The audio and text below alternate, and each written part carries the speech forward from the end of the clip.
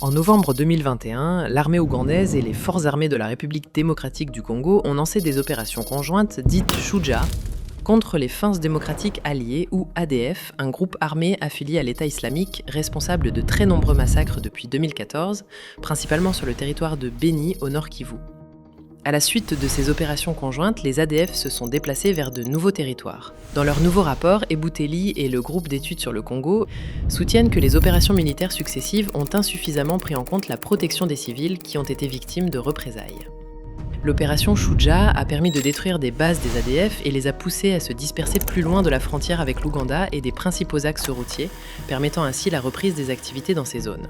Cependant, dans leur errance, les ADF ont trouvé des nouveaux lieux de refuge et ont continué de massacrer les civils sans défense.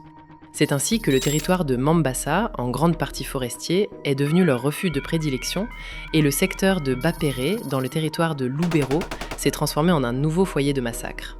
L'armée ougandaise a par ailleurs massivement eu recours à son artillerie et à ses moyens aériens.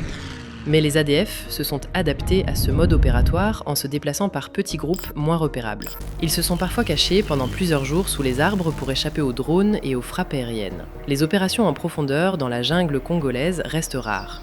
La crise du mouvement du 23 mars, M23, a également affecté la lutte contre les ADF. Des troupes congolaises autrefois déployées au territoire de Beni ont notamment été redirigées contre ces rebelles soutenus par le Rwanda. Contrairement au M23, les ADF ne remettent pas directement en cause les institutions de l'État, qui semblent avoir décidé de sous-traiter ce problème à l'armée ougandaise. Sous les radars, les exactions des ADF restent extrêmement meurtrières, ce qui devrait préoccuper davantage les décideurs.